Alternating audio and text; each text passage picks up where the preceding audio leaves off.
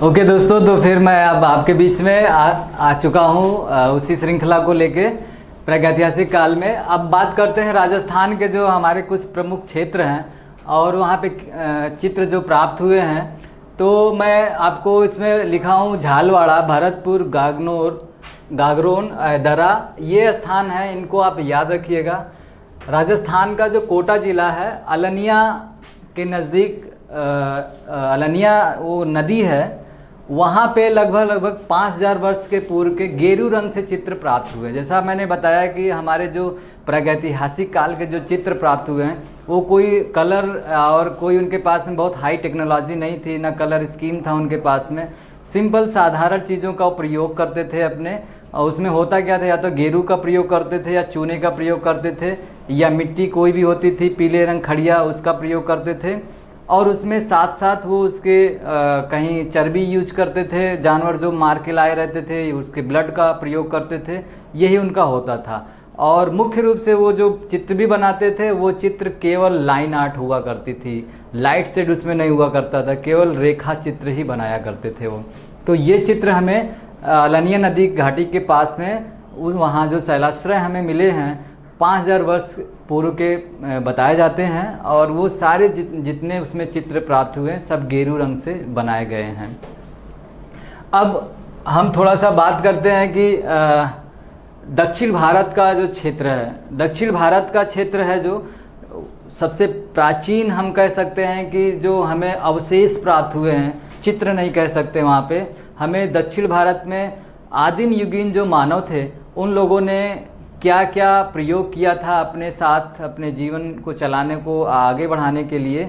उसमें सबसे पहले वो जानवरों की बनी हुई हड्डियां जो हुआ करती थी उनका प्रयोग वो किए थे अपने हथियार बनाने के लिए, या अपने किसी और सुविधा जनक करने के लिए अपने जीवन को।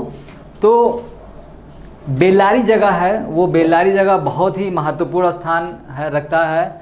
बेल्लारी अक्सर पूछा जाता है, ये मैं आपको बता दे रहा हूँ, फिर आपको ये ज़रूर याद रखिएगा कि दक्षिण भारत का कौन सा स्थान है जहाँ पे आदिम युगीन मानव ने उसे अपना केंद्र बनाया था, अपना कह सकते हैं कि प्रमुख सेंटर बनाया था, जहाँ से वो अपने क्रियाकलाप को किया करते थे। तो वो बेल्लारी जगह है। बेल्लारी ये कई बार क्वेश्चन पूछ चुका है, बेल्लारी कहाँ पे है प्राप्त, ऐसे भी पूछ सकता है कि बेल्लारी जगह किस जगह है।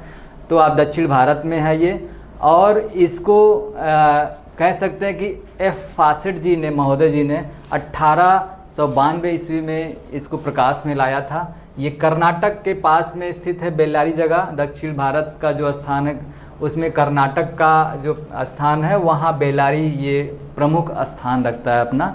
तो बेल्लारी आप ज़रूर याद रखिएगा, ये स्थान कई बार पूछ चुका है, एक नहीं कई बार लगातार क्वेश्चन ये आ चुके हैं। तो बेल्लारी जगह अवश्य याद रखिएगा। बाकी वहाँ से 6 कोणों का सितारा, खटकोड़ का चित्र प्राप्त हुआ। जादू टोना, जैसा कि मैंने बताया है, जादू टोना अमूमन हर जगह पे मिले हुए हैं चित्र जादू टोना के। उत्तरी स्पेन की बात करते हैं, यूरोप की बात करते हैं, तो हमारे जो आदिम युगीन मानव थे उन लोगों ने मोस्टली उनके पास में कोई ऐसे हथियार तो हुआ नहीं करते थे, ना कोई ऐसी शक्तियाँ हुआ करती थी। तो वो विश्वास किया करते थे कि कोई ऐसी शक्ति है, कोई ऐसी पावर है जो हमें चला रही है, हमें संचालित कर रही है, और उसको खुश रखने के लिए ये दुनिया जो भी बहुत सारे कर्मकांड हुआ करते थे उसे वो करती थी। सपोज दैट से कि वो किसी जानवर को मारने जा रहे हैं, तो बहुत विशालकाय जानवर है, अब उसको मारने के लिए उनके पास उतनी क्षमता नहीं है, तो वो उन शक्तियों को आवाहन करते थे अपनी गुफा में, उसका पूजा पाठ करते थे, और ये भी कहते थे कि अगर हम मार के ले आएंगे तो उसकी बलि आपको चढ़ाएंगे, पहले उसका एक अंश आपको चढ़ाएंगे। जैसे मैंने बताया स्वास्तिक जो बनाया गया है, वो स्वास्तिक का मतलब होता है गिव एंड टेक, हम जो कुछ भी प्राप्त कर रहे हैं प्रकृति से उसका एक हिस्सा हम वापस करेंगे आपको। तो ये उन शक्तियों को वापस करने का एक वादा करके जाते थे।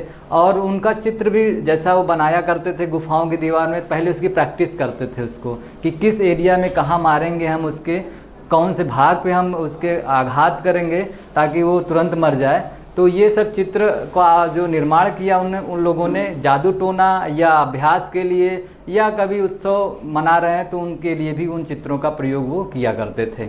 तो ये जादू टोना मैंने बताया कि ये मोस्टली गुफाओं में उन लोगों ने बनाया हुआ है। हम इंडिया की भी बात करेंगे तो यहाँ भी जादू टोने से संबंधित चित्र प्राप्त हुए हैं, और अगर हम उत्तरी स्पेन की बात करते हैं तो वहाँ पे भी जादू टोना से संबंधित चित्रों का निर्माण किया है हमारे आदिम युगीन मानवों ने। अब वायनाड एटकल जगह है, ये भी हमारा साउथ एरिया में ही आता है, दक्षिण भारत में ही आता है, और उसमें लाल और काले रंग का प्रयोग हुआ है। पगड़ी पहने हुए मानव का चित्र वहाँ से प्राप्त हुआ है, और ये चित्र जो पगड़ी पहने हुए मानव है ऐसा ही चित्र स्पेन में भी प्राप्त हुआ है। लेकिन ये चित्र बहुत पूछा नहीं है, बट आप इसे याद रखेंगे ज़रूर से, क्योंकि क्वेश्चन बनाने वाला कहाँ से उठा देगा क्वेश्चन कुछ कहा नहीं जा सकता। उसी श्रृंखला में आगे हम जाएंगे। बिल्ला सरंगम जगह है, ये मद्रास तमिलनाडु में स्थित है, और यहाँ से हमें जो चित्र तो नहीं कहेंगे हम, यहाँ चित्र नहीं प्राप्त हुए हैं, यहाँ से हमें अवशेष प्राप्त हुए हैं, औजार प्राप्त हुए हैं कि वो क्या क्या प्रयोग करते थे। जैसे हस्त कुठार, मतलब पहली कुठार, पहली हथौड़ी, या जिसे कह सकते हैं कि हाथ में पकड़ के वो पत्थर को बांध के उसका प्रयोग करते थे जानवरों को मारने के लिए। तो ऐसा औजार हमें यहाँ से प्राप्त हुआ है, बिल्ला सरंगम जो मद्रास के नज़दीक है। तो और इसको रांगे राघव महोदय ने नियोलिथिक काल बताया है, मतलब उत्तर पाषाण काल बताया है कि नया जब वो शुरुआत कर रहे थे। जैसे मैंने बताया कि पूरा पाषाण काल में मानवों ने क्या किया था कि पहले वो औजार के रूप में पत्थर का ही प्रयोग करते थे। पत्थर कहीं लेके धक्का दे देते थे तो जाके किसी जानवर पे गिर जाता था, मर जाता था, तो उसका वो प्रयोग करते थे। लेकिन जब उनके पास बुद्धि थोड़ी और विकसित हुई तो उन पत्थरों को और छोटा किया, तो खींच के मारना शुरू किया दूर से। फिर और जब विकसित हुए तो उन पत्थरों को शेप देना शुरू किया, कहीं नुकीला करना शुरू किया, और उसमें कुछ लकड़ी बांध के और लंबा करना शुरू किया, तो भाले का जैसा कह सकते हैं कि प्रयोग किया। तो पहले जो उनका औजार हुआ करता था वो बेडौल कोई आकार नहीं हुआ करता था, लेकिन बाद में वही औजार धीरे धीरे एक आकार लेना शुरू किया। फिर उसके बाद क्या किया, उस औजार में उन लोगों ने क्या किया कि कुछ बांध के डंडा, रस्सी से या किसी चीज़ से, जो वृक्षों के छाल वगैरह होते हैं उनसे भी वो प्रयोग करते रहे होंगे, तो ताकि अगर जानवर उनके ऊपर अटैक करे तो दूर से उसे मार सकें। तो वो डेवलप हुए। तो कह सकते हैं कि नियोलिथिक काल या उत्तर पाषाण काल में आके ये इन लोगों ने इस तरह का औजार डेवलप करना शुरू किया। तो साउथ अगर कह सकते हैं दक्षिण भारत का एरिया, तो प्रमुख इतने ही क्षेत्र हैं जो याद करने योग्य हैं। आप इनमें से बेल्लारी जगह को अवश्य याद रखिएगा, जिसको मैंने इम्पॉर्टेंट पे बनाया हुआ है।